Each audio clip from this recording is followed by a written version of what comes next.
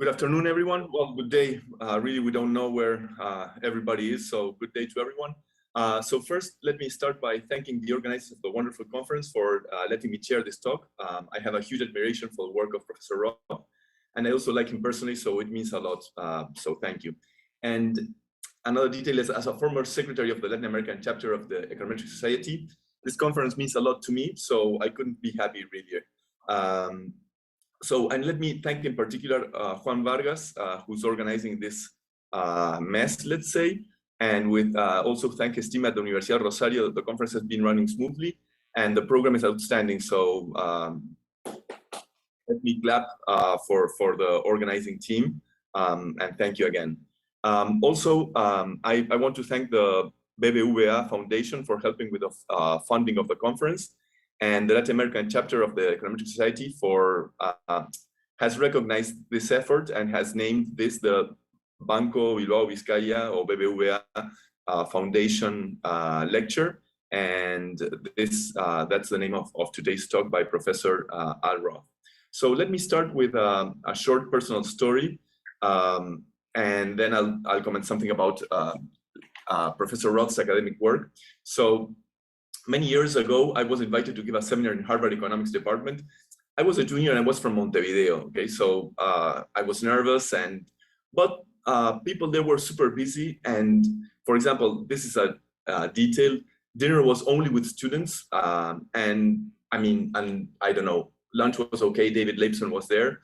And then some professor was reading the newspaper during my talk, like physical newspapers during the talk, and it was sort of annoying. But then then I got home to the hotel, and Al hadn't been able to attend the talk because it was a religious holiday. And so he sent me an email and he said, "Oh, Juan, do you want to come tomorrow to my office at 11 and then we go for lunch and this and that?" And so we spent an hour talking about my paper, and then he took me out for lunch, and it was fantastic. And of course it was super nice, maybe especially because it was sort of in contrast to other experiences. And I just want to say that's just the kind of person he is, and it really makes a difference. So that's nice. But let me focus on the academic part, which is, like, of course, more important. We all know he shared the 2012 Nobel Prize with Lloyd Shapley, so that's as big as it gets. And also, we all know that his academic work and immense actual involvement in designing kidney exchanges have saved countless lives. So that is also as big as one can dream of in terms of impact, okay? Also, it's interesting, I remember listening to some of his early talks, and I was even tired of just listening to all the stuff that he was doing to carry out those interventions. So that's amazing, okay? So Al has been fundamental both in producing the theory and in taking the theory to specific markets to try to make a real difference. He has been central in shaping the way economists work as engineers, with his actual involvement in dozens of markets, changing for the better allocations. I already mentioned kidney exchange, but his work with allocation of medical graduates to hospital has also been fundamental. And he will tell us about this in his lecture. In particular, it's about market design and maintenance. So how you have to change things in response to how the environment changes, let's say. And also, I also find it interesting, he once told me that some of his Nobel-worthy papers were rejected from journals, as has probably happened to some of you. So I guess one of the lessons from Al's trajectory is that we should keep trying. Like, many of us cannot aspire to a Nobel Prize, but we can still hope that our best work is ahead of us, and that maybe that paper that we like and people have sort of failed to appreciate will someday get some attention. So I just want to thank, again, the organizers and Professor Roth for being here. And just something logistics, let's say. The talk will go on for 45 minutes uninterrupted. And that means no clarifying or even clarifying questions. But if you do have questions, please type them in the chat room. And if there are many of those, I will select some of those, and Professor Roth will answer them at the end of the talk for 10 minutes. So please, Al, go ahead, and thank you. Hey, thank you. About getting papers rejected. You know, I tell my students all the time that I have many more rejections than acceptances, because once a paper is accepted, I stop submitting it. So today I want to talk to you, as Professor Dubois said, about market design and maintenance, and I'm delighted to be here at the Universidad del Rosario. Zoom doesn't have much jet lag, so there's some advantages to that. So over time, we've learned some things about market design, and today, part of the focus of my talk is the additional things that we learned by being at it for a long time, because some of the things we accomplish to make a market work well have to react to the way the environment changes over time. So what have we learned from market design about marketplaces and their functions? Well, marketplaces have to help markets be thick, so that there are enough potential transactions available at any one time.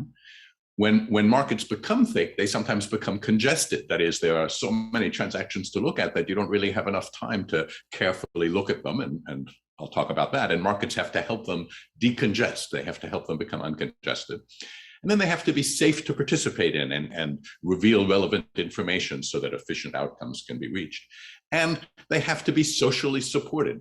They have to be agreeable, not just to the participants of the market, but often to people outside of the market as well. And I'll try to touch on all of these things and how they may change over time. So another title that I thought of for this talk was, how is economic engineering different from economic theory?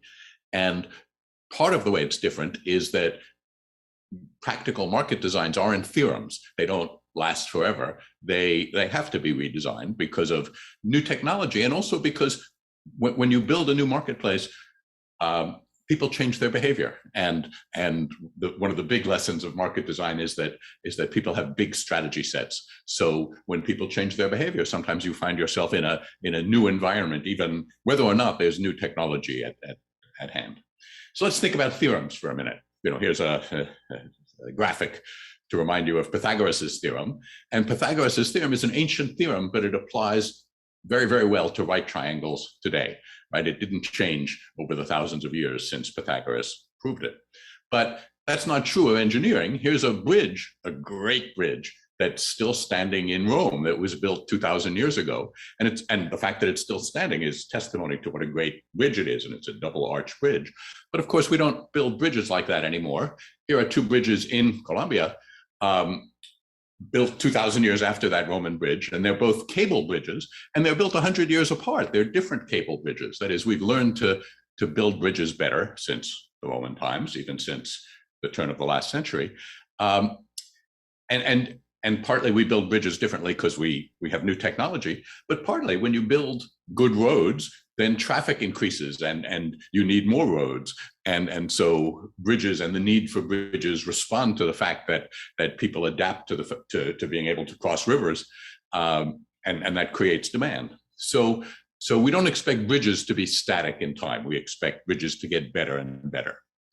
So let's think now about mechanism design, which a little bit, let me suggest to you, is like theorem proving, because when I'm being a mechanism designer, if I'm trying to write about some mechanism that I propose in, say, Econometrica, I'm the master of the universe. I create the whole universe, and the objective is that there are players, and you know, I don't know their types, but I would like to get some desired outcome that depends on the types. And what I do as in mechanism design is I design a fully specified game. I specify the strategies that all the players have, exactly all the strategies that they have. And my object is to create a game so that an equilibrium or all the equilibria give the desired outcomes. So in mechanism design, I have complete control of the strategies and the players and everything else that I need. And I can prove theorems about the mechanism. But marketplace design has to deal with the fact that mechanism that I design, it's a small marketplace in a big environment, and there's lots of other stuff going on. And in particular, players don't just have the strategies that I designed for them in the mechanism. They have other strategies. They could go elsewhere to a different marketplace. They can vary the time at which they do things. They can communicate outside of the mechanism. And so these potential participants have large strategy sets that are also evolving. They evolve over time. So the mechanism is going to have to interact with that larger environment. And in particular, it has to entice people to join it. Among their other strategies are ignoring the marketplace, not using the marketplace, but doing something else outside of it. So the one reason why we're going to need to update marketplaces is they have to continue to be enticing. And it's not just that players in the game may have other strategies. Over time, there may be other players. There may be other players who enter the game, and there may be other players who don't enter the game but influence it, have opinions about it, and regulators and others. So it's a much more dynamic environment that market designers have to deal with than mechanism designers have to, because mechanism design is part of the theoretical economics literature, and market design and marketplace design is part of the literature and the practice of economics as engineering. So what I'm going to do today is tell you about two markets and marketplaces that I've been involved in. The first one is the market for new doctors in the US, and the second is the one for kidney exchange, for kidney transplants. And both of these markets have experienced and continue to experience substantial change. And I want to tell you about that and how I think the market design is going to have to evolve in both cases.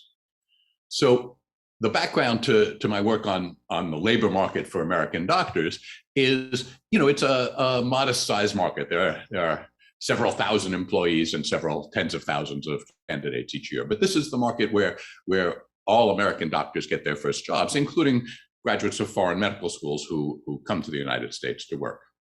And the market started around 1900 with the creation of a new kind of job for medical graduates, which was called the internship and is now called the residency. And the idea is that after people graduate from medical school and get their MD degree, they can still profit from postgraduate medical education in a hospital under the supervision of more senior doctors. And the participation in that job has become a requirement. No doctors are licensed to practice in the United States until they've completed residency. And these are important jobs, not just for the doctors, but also for the hospitals, because they supply a lot of the labor of hospitals today. And between around 1900, what happened was you graduated from medical school and then you looked for a job. But in the first part of the 20th century, hospitals, residency programs started to compete with each other by trying to sign doctors earlier and earlier. And by 1945, they were hiring doctors 2 years before they graduated from medical school, 2 years before they would start the job, right? So they were hiring in an environment of uncertainty as a result of the competition that had taken place among them. And that made the market less thick, because not only were they hiring early, they were hiring at different times. So new potential doctors didn't have the luxury of considering several offers at the same time. You would get an offer typically in the summer after your second year of medical school, 2 years in advance, and would have to reply without knowing what other offers might be available if you could win. Okay, so they made some interventions where they tried controlling the time of offers and acceptances, and that didn't work very well, because lots of things had to happen at the same time. But that's a period in which they experienced congestion rather than a lack of thickness. And then in 1950, early 50s, on their own, they invented a kind of clearinghouse that's been very resilient. It's needed to be redesigned from time to time, and I'll tell you about that. But the way doctors started to get their jobs in the 50s and continue to today in Outline is they go on all their interviews, and then they fill out a rank order list of, this is my first choice, this is my second choice, this is my third choice. And similarly, the employers, the residency programs, fill out a rank order list. This is my first choice candidate, my second choice, my third choice. And then those rank order lists are input into an algorithm that produces a matching. And in very real ways, very explicitly in the 1950s, and still very real today when the language that they speak about it has changed, in very real ways, these are voluntary suggestions. That is, when the market isn't working well, people don't take the suggestions of where they should match. But when it's working well, they have very high rates of orderly participation. So in particular, from the 1950s through the 1970s, almost all American doctors took the job that had been suggested to them. And almost all American residency programs hired the people who had been suggested to them based on this centralized clearinghouse. Now that started to change a little bit in the 70s, and it changed because of a change in the demographics of American medicine. In the 1950s, just about every American doctor was a man. Today, about half of the doctors are men and half are women. By 1970, about 10% of doctors were women. And what we'd started to observe is medical students were starting to marry each other. And when it came time for them to look for jobs, they needed 2 jobs. And that's a different kind of matching process than matching people who just need 1 job. So attempts were made, not so successful, to deal with that. And these reached a crisis in the 1990s. And that's when I was asked to redesign the match. So it was a match that had started in the 1950s. In the 1990s, I got to do a redesign. I'm going to tell you today about a further redesign that may be necessary. Okay, so I've just told you a story that actually happens in many markets. The first part of the story was the job offers were getting earlier and more dispersed in time. And the problem of that is the market loses thickness. People don't have a lot of choices. Neither candidates for jobs nor employers have a lot of choices, because when you see someone, if you like him, you have to offer him a job 2 years in advance when the market is unraveled, because if you don't, someone else will offer him a job and he might take that one. So the market wasn't thick. And then they had a period where they had congestion in offers and acceptances. And I'm going to show you an algorithm that solves that congestion, because it moves all the offers and acceptances into a computerized algorithm in which people make decisions in advance, as I said to you, by submitting their rank order lists ahead of time. So before the computer starts to think about who should match to whom, we've already asked, if you had these choices, which ones would you choose? And the market has been centralized with various, the medical market has been centralized with various modifications, since the 1950s. But all of these arrows are markets I've studied that have undergone transition. And not every centralized market lasts forever. Some don't last very long at all if they're poorly designed. And I'm going to tell you today about my worries that the medical market might possibly unravel and start to go earlier and earlier because of new stresses that have developed. Okay, and when I talk about matchings, I'm going to pay particular attention to stable matchings, right? There's a big theory of stable matchings. And a matching is stable if there aren't a candidate and an employer who aren't matched to each other who would both prefer to be. And so you can think of instability, if there are candidates and employers not matched to each other who would both prefer to be, that's a real threat to a centralized market, because supposing I'm matched to my 3rd choice job, that's the suggestion that the centralized clearinghouse makes. If I'm part of what we call a blocking pair, if there's a chance that I'm matched to my 3rd choice job, so I would prefer to be matched to my 1st or 2nd. If there's a chance that they would also prefer me, I just have to make 2 phone calls to find out if I am part of a blocking pair. I call up my 2nd choice and I call up my 1st choice. And each one I say to them, I just went through the match and I got a great job, but I'd rather work for you. Is there any chance that you're not completely satisfied with the people you were matched to, that you're supposed to hire, and you would rather have me? And if one of them says yes, then I'm out of there.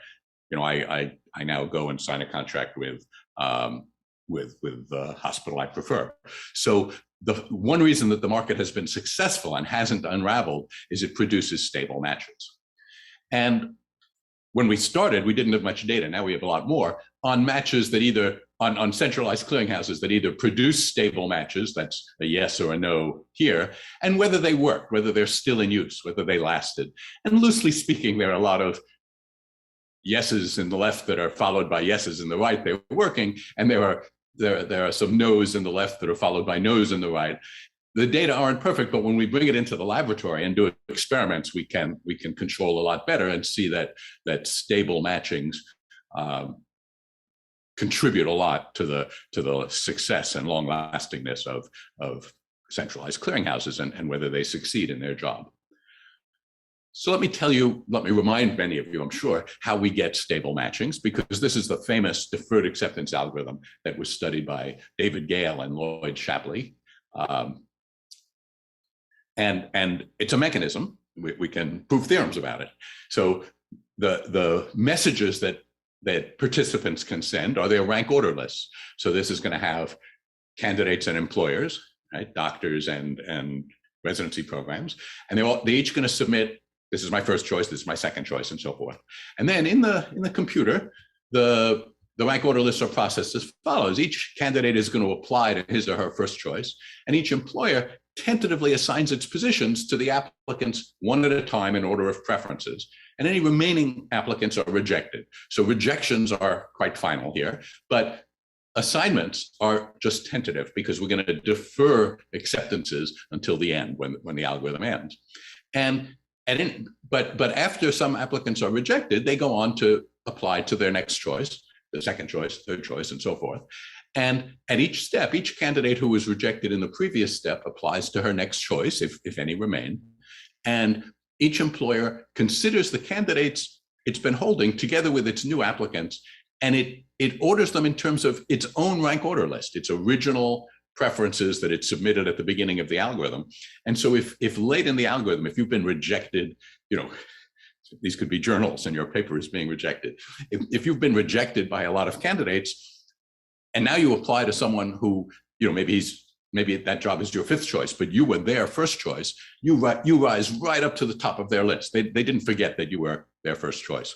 And so they'll hold your applicant and your application and perhaps reject some others if they've gotten more applications than they have positions. And the algorithm stops only when no candidate is rejected, which has to happen because no candidate applies more than once to any job. And at that point, that's what we were deferring the acceptances for. At that point, each candidate is assigned to her final tentative assignment. It becomes a permanent assignment. Their application is accepted. So Gale and Shapley proved in their 1962 paper, they didn't know about the medical match, but they were writing 10 years later, and they proved that if you use that algorithm, a stable matching will always be reached by the algorithm for any rank order lists that are submitted. And it's easy enough to see the proof. Again, supposing I'm a candidate in this algorithm and I get matched to my third choice job, my third choice employer. So I'd rather work for my first or second. How do we know that they wouldn't rather hire me? Well, the way I got matched to my third choice is I applied to my first choice and got rejected when they got better applications they preferred. And then I applied to my second choice and I was rejected again. So the fact that I'm employed by my third choice means my first and second choice don't want me. They are happier with the people they have. Okay? And it turns out that this algorithm also makes it safe for people to state their true preferences. And the reason, loosely speaking, is that I don't have to pay a lot of attention to who I make my first choice. I can state my true first choice, even if it's a long shot and I'm unlikely to be hired by my first choice, because it doesn't cost me anything in terms of my likelihood of getting a job with my second choice or my third or my fourth or my fifth. If I've been rejected by my higher choices, my chance of getting a job with my next choice is just as high as if I had said that was my first choice. And so that has a property that can be extended to say it's a dominant strategy to state your true preferences. Now, note something incidentally about the history of game theory. When I was learning game theory as a graduate student 50 years ago, we talked about cooperative game theory and non-cooperative game theory. And this first theorem is a theorem about the core of the game. It's a theorem from cooperative game theory. And the second theorem is a theorem about strategies. It's a theorem from non-cooperative game theory. And we used to say that cooperative games were games where you could make binding agreements, and non-cooperative games were games where everyone had to make their decisions independently, as if they were different kinds of games. But notice that here are two theorems, one in the tradition of cooperative game theory and one in the tradition of non-cooperative game theory, about the same game, about the clearinghouse for doctors. Well, it turns out the doctors use an algorithm that's equivalent to the deferred acceptance algorithm in many ways when there are no couples. So just as engineering has benefited from theory, theory has benefited from engineering. we have to attack these problems from all angles, and we find that different models, cooperative game and non-cooperative game models, tell us different things about the games we're interested in. Now, when couples are present, the mathematics gets more complicated, and it gets more complicated in various ways, some of which look very threatening, like the set of stable matchings might not exist at all. It might be that every matching is unstable with respect to blocking pairs that include couples.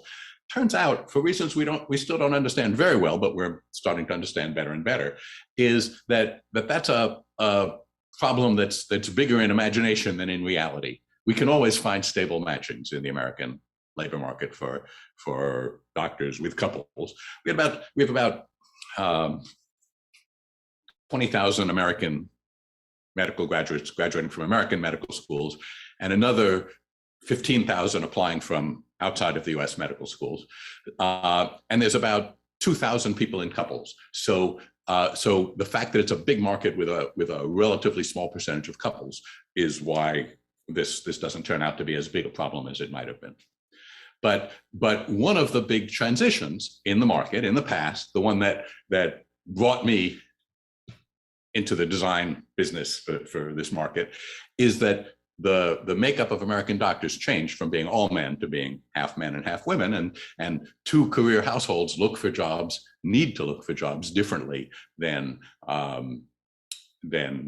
single people. In particular, we need to invite them not just to submit a rank order list in one dimension, my first job, my second job, because couples consume pairs of jobs. So today, American medical graduates who go through the couples match, they submit a rank ordering that says, these two jobs are our first choice for a pair of jobs for the two of us. And these two are our second choice, and these two are our third. And that complicates the mathematics quite a bit, but it doesn't harm our ability to find stable matches. And so a lot of So the Roth-Parenson algorithm that deals with couples and some other things has been adopted in the United States by lots and lots of medical and healthcare labor markets. But it's now experiencing some problems. And so let me tell you the nature of the problems.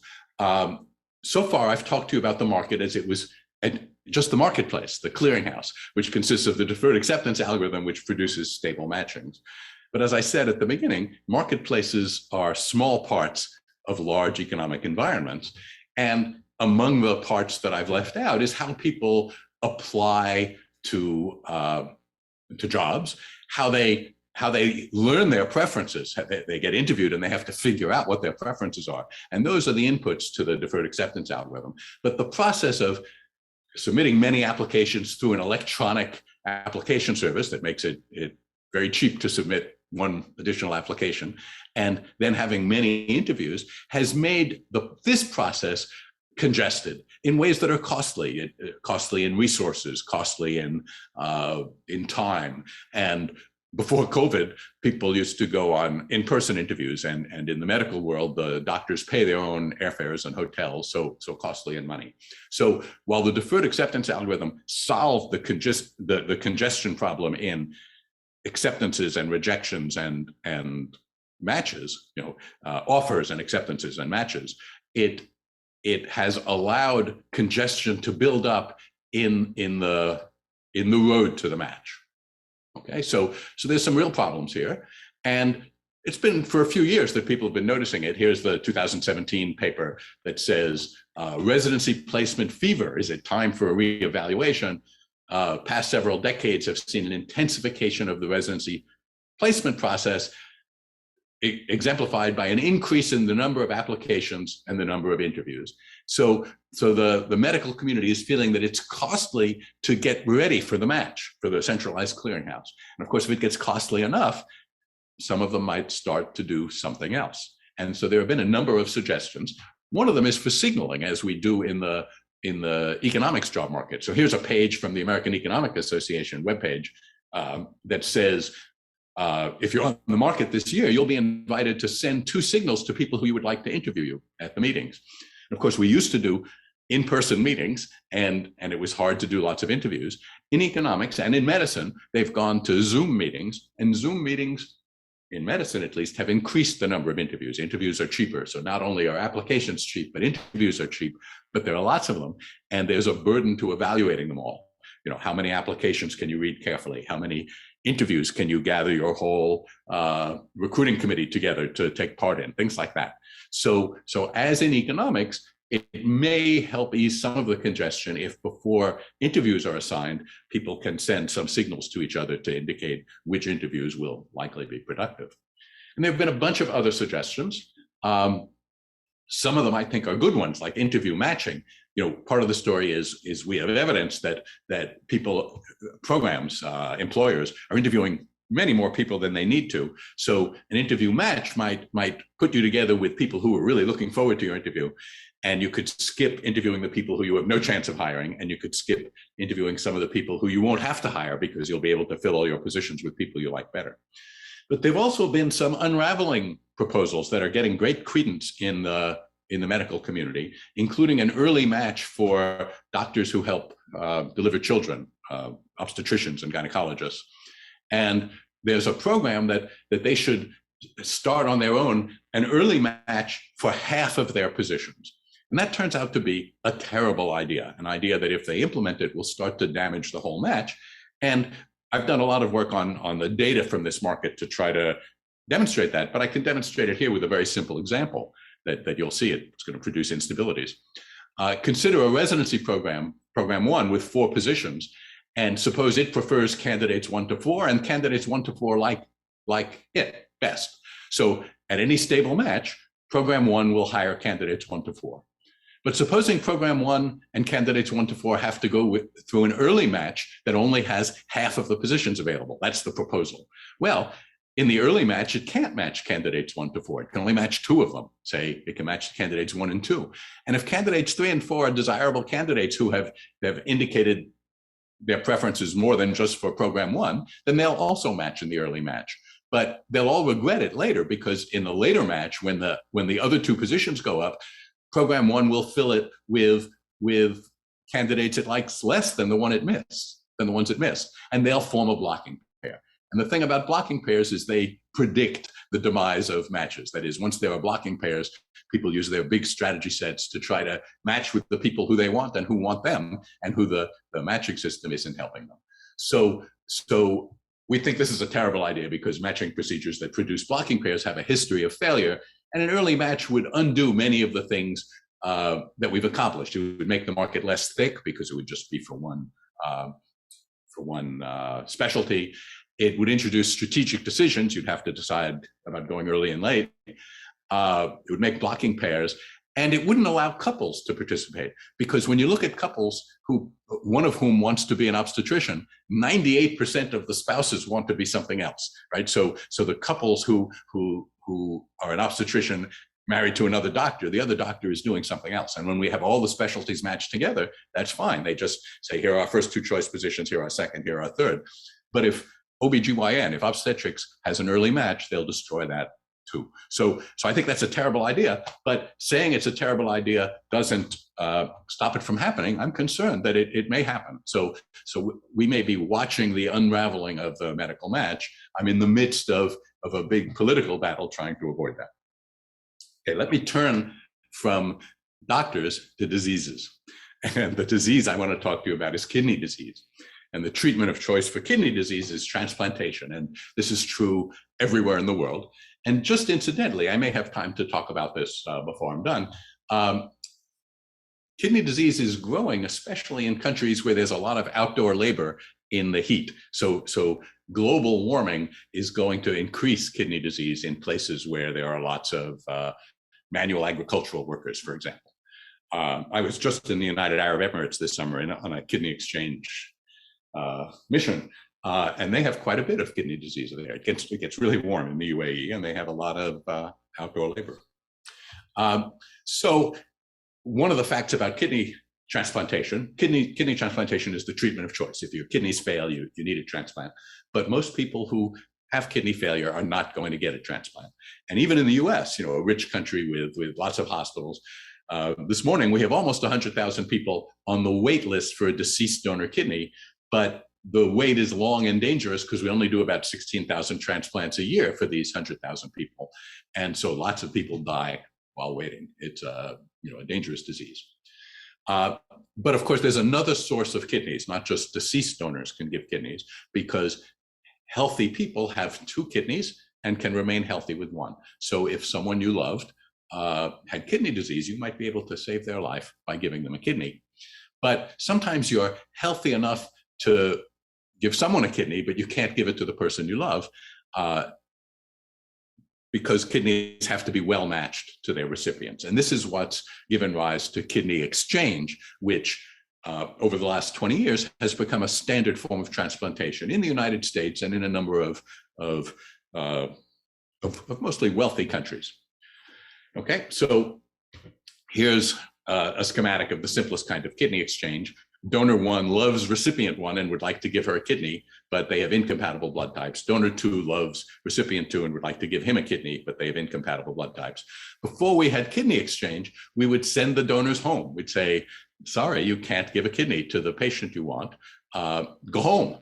And the recipients would stay on that long, dangerous waiting list for a deceased donor kidney. But you can see that that's wasteful because we have the kidneys we need here. Right? This patient needs a blood type A kidney, and there's one, and this patient needs a blood type B kidney. And so we can do an exchange so that both patients get a compatible kidney. And of course, this also, it not just helps these patients, it creates 2 additional transplants. It takes 2 people off the deceased donor waiting list. And since there aren't enough deceased donor kidneys, taking people off the waiting list helps other people who are on the waiting list to get the scarce available supply. Now, you notice that we don't pay any money there, and that's because in the US, as everywhere in the world, except the Islamic Republic of Iran, it's against the law to pay a donor for a kidney. In Iran, they have a monetary market, and that's a wonderful thing to talk about on another day. But in the US, it says it's unlawful for any person to transfer any human organ for valuable consideration for use in human transplantation. So it turns out we had quite a bit of discussion about whether this is valuable consideration. The Justice Department wouldn't write us a memo saying that it wasn't, so that it was legal, but Congress unanimously passed an amendment that said it wasn't valuable consideration. So there was a time when the American Congress could pass things unanimously. Maybe we'll see that again sometime. Okay, but there's congestion in this market. It's not so easy to do these trades, especially if you can't give consideration, which is a contract word. So you can't write a contract that says, we'll give you a kidney today and you give us a kidney tomorrow. So here's a picture of half of a kidney exchange between just 2 pairs going on in Cincinnati, Ohio in 2006. And I'm the man in the yellow gown keeping my hands out of the way. And here's a kidney. And right behind me, not in this picture, but right behind me, there's another operating room where the kidney removal, the nephrectomy, was just performed, and the kidney's going into this guy. And at the same time, in Toledo, Ohio, not too far away, another pair of surgical teams, one for the nephrectomy and one for the transplant, are doing the same thing. And when I say at the same time, this gentleman in the red hat, whose name is Steve Woodle, in the operating room, he got out his cell phone and he called up Mike Reese in Toledo, Ohio. And this is all prepared in advance, of course. And he said, we're ready here. We've successfully anesthetized the patients and we've made the incisions. If you're also ready, we'll go ahead and take the kidney and transplant it. And when he heard that Mike was ready, they did all 4 operations simultaneously, basically. So that means that to do even that simple 2-pair exchange, you need to have available 4 operating rooms at the same time and 4 surgical teams. So you could see that it's going to be hard to scale this up to a countrywide program if you can only do 2 at a time, and it's hard to do. So we figured out how to do non-simultaneously chains of kidneys that begin with an altruistic donor, begin with a donor who wants to give someone a kidney, but doesn't have a particular person in mind. So you don't have to close the loop and return the kidney to them. And Mike Reese was the first author on this paper, and there are a number of economists and computer scientists on it as well.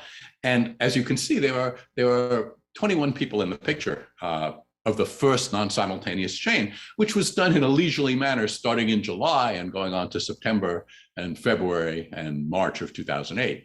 And the chain ends with a difficult to match kidney because she has blood type AB. This is the picture from the New England Journal. This is the picture with names attached from People magazine. And the patients involved have given us permission to use their names. And Helena McKinney, the lady who had blood type AB, remained willing. We couldn't find a match for her right away. 3 years later, they found a good match, and another 12 people were added to the picture. So chains give us a way to do lots of transplants, and they have the virtue when they start with a non-directed donor that each pair gets a kidney before they give one. So if there's a break in the chain, there's no pair that is irretrievably harmed, because if you just did a two-way cycle simultaneously, you run the risk that some pair gives a kidney, then doesn't get one. And now they no longer have a kidney with which to take part in kidney exchange. So we always do those simultaneously, although elsewhere in the world where the situation is different, that's not the case. I've been involved with some wonderful work in India where they do long non-simultaneous cycles. But this is sort of the state of the art in the US. And we have some long chains, but the average chain has 10 people in the picture, not 60 people. And it's become a standard form of transplantation. And why do we need long chains? It's because not everyone who needs a kidney it's not always easy to find a kidney for everyone who needs one, because some pairs are hard to match, either because the donor has blood type AB, more likely because the patient, the recipient, has a lot of antibodies to human proteins that mean that if you're going to, that they might only be compatible with, they might have to look at 100 kidneys before finding one, even if you're just looking at kidneys with an appropriate blood type. And so we never see, or for those patients, we never see two pairs that can give to each other, because just being able to receive a kidney is a really rare event. The chance that you have the double coincidence and can receive the kidney back is even rarer. But the chance that we can give a kidney to someone and they can give a kidney to someone else and they can give a kidney to someone else, and we can start to form a chain, that's how we get the lots of transplants with hard to match patients. If we have a big enough pool of patient donor pairs. And even in a big country like the United States, we don't always have a big enough pool for our hardest to match patients. So this is a global problem. I'm going to suggest to you that one of the changes we have to think about is finding a global solution and making national borders not so important in treating kidney exchange. But in the meantime, kidney exchange has become a standard form of transplantation in the United States. Through 2019, I'm showing you 2020 has a 5% drop off because of COVID. But we have more than 1,000 pairs who get a transplant, and another 400 non-directed donors who start the chains. So we're doing about 20% of the living donor transplants in the United States are done through kidney exchange, also called kidney paired donation. That was the legal word. It avoids use of the word exchange, which bothered the Justice Department. So let's look at the rest of the world. What I've got here is a picture of per million donations of deceased organs in blue and living organs in orange. And just this year, this is the first year where the US has actually topped the charts. And that may have to do with COVID, right? The next country is Spain, and they were always, reversed. They were always the top. But this is a 2020 end of year data. And, you see that most countries have more deceased donors than living donors. Colombia is about even. Right, so there's margins on both sides that could help, and I'm going to tell you a little bit, if I have time, in a lightning way. I've already told you about the U.S. I'm going to tell you a snippet about each of these places, because part of the story is it's not just a disease of very rich countries, right? People all over the world are getting sick, and mostly they are perishing from their disease. Mostly kidney disease is a death sentence, but we can start talking about opening up the borders, and we've started to do this in the United States. And again, Mike Reese is the hero in this story. If we have a pair that we can't find a match for in the US, for instance, we can look elsewhere in the world to find such a pair. And some of these pairs have immunological barriers that stop them from donating to each other, just as we do in the States. But some of them come from places where where they don't have kidney exchange. and where the national health insurance might not pay for a transplant outside of the country. So we may have to solve some financial problems in order to invite people into American exchange.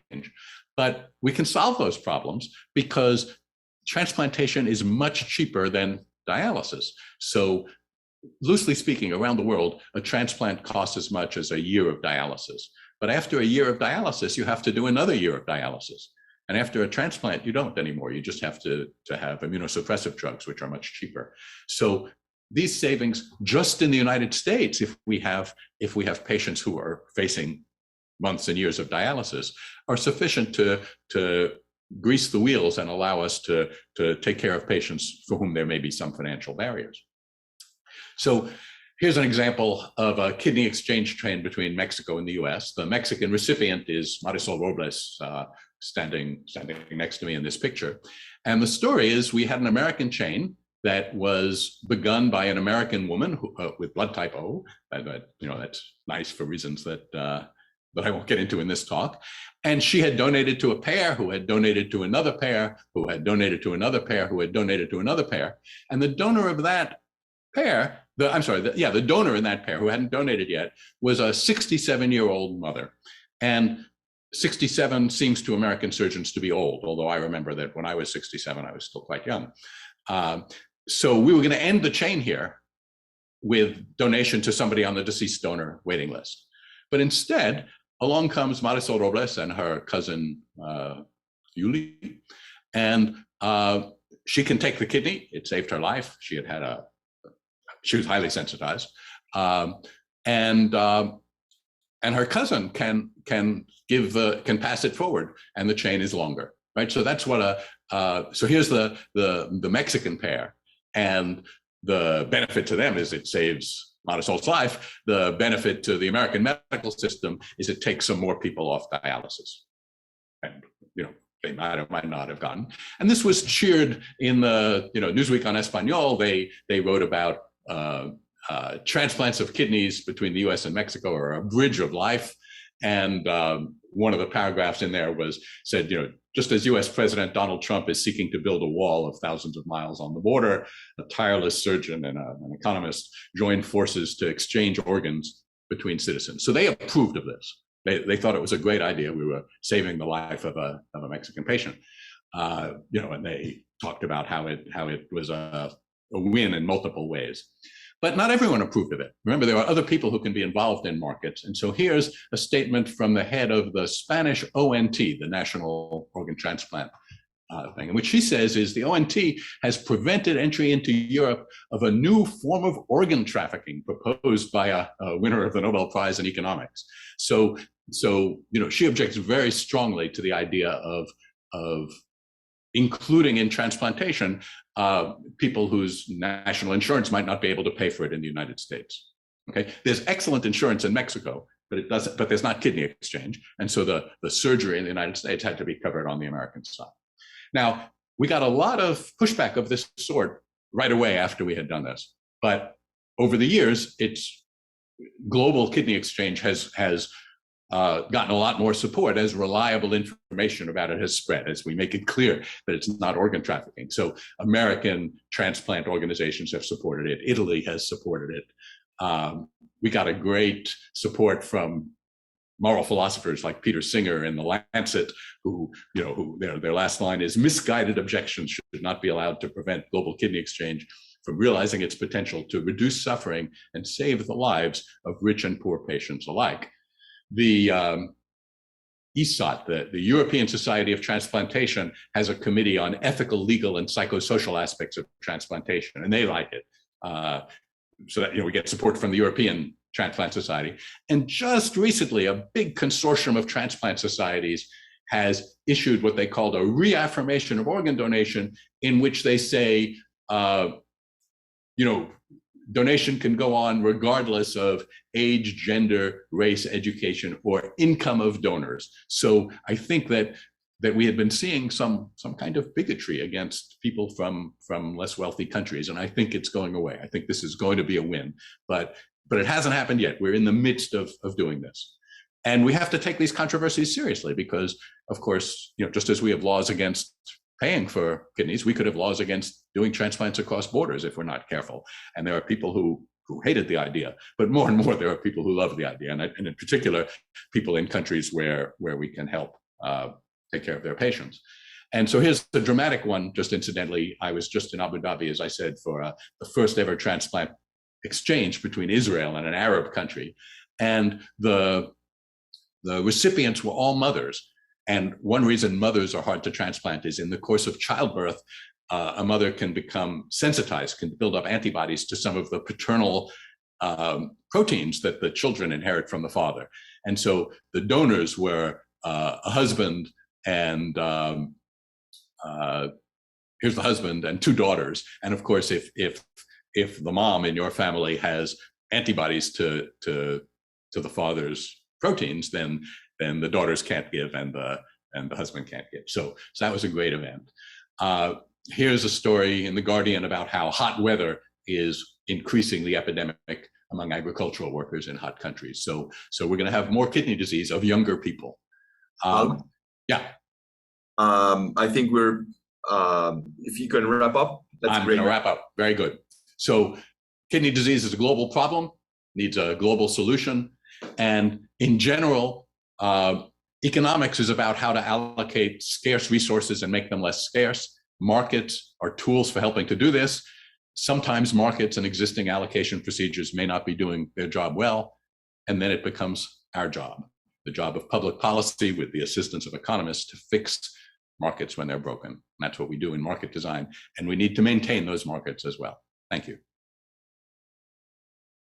Well, thank you very much, Professor Roth. That was great. I have quite a few questions. I'll start with two, and then we see where we can go to, how many we can handle. So there's this question that says, are many-to-many matches more or less stable than many-to-one matches in terms of, I guess it's an empirical question about whether when you have to match many-to-many, it is harder to keep it stable. And the second question is by our boss, Lynn Hogan, who from the Econometric Society. She asks, why haven't matches been adopted in college admissions? And do you know about QuestBridge? Okay. So let me say, I don't know about QuestBridge. So many-to-many matching is not too much harder if the preferences of the people on both sides just concern who they're matched with on the other side. It becomes quite a bit harder if you care about all your classmates also, right? So it's many-to-many matching, you're matching to some college and you're matching with some freshman class. And if you care about the freshman class, then it becomes much more complex and it's harder to get stable matchings. So that's the answer on many-to-many. About colleges, it's very hard to organize people to take collective action. Lots of people. And so mostly we've been successful in places where the markets are working so badly that it's possible or almost possible to make a Pareto improvement.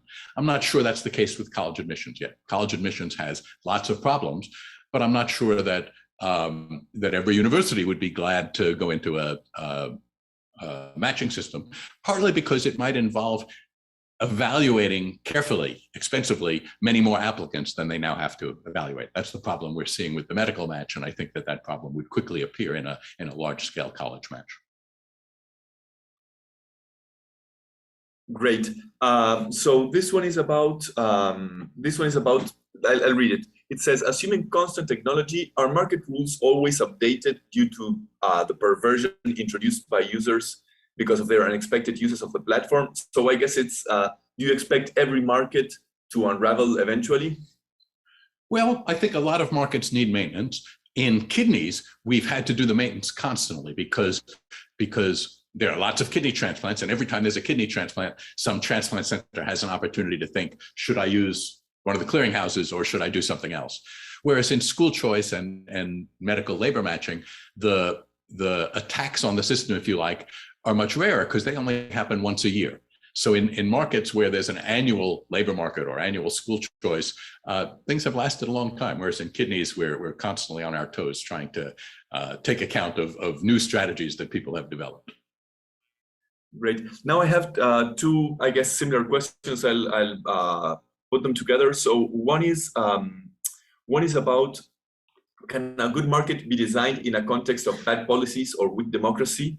And maybe similarly, market design can be applied in informal markets?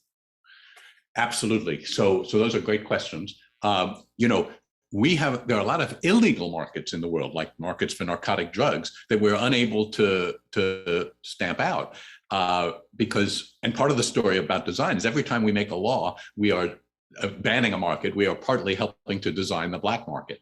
And so in the case of narcotics, for example, in the United States, almost half of our federal prisoners have drug convictions. So we're working hard and failing completely to regulate this market. Now, there are parts of the world, I think Portugal is one, where drug addicts are treated as patients rather than as criminals. And I don't know what that does to their drug addiction rates, but it certainly cuts down on their rate of death by overdoses. We had 90,000 opioid-related deaths last year in the United States. So that's a market that we're failing to work well, and we haven't updated our design. Our design says it's flatly illegal. You go to prison if you have anything to do with it. Maybe that's not the best design. Okay, so last one, and this one's a thorny one.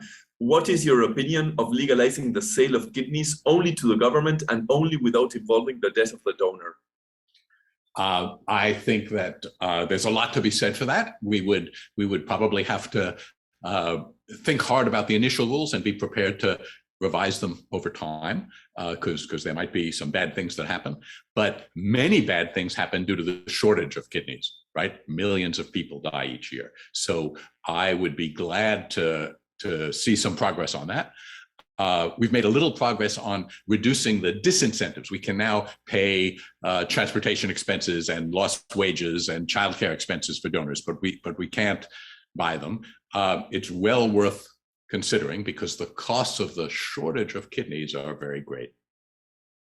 Okay, well, thank you very much. It's been great, and we've kept the clock and everything. So thanks again from Uruguay, and to you and to Juan and to all the team in Universidad Rosario. Thank you. And BBVA also Foundation.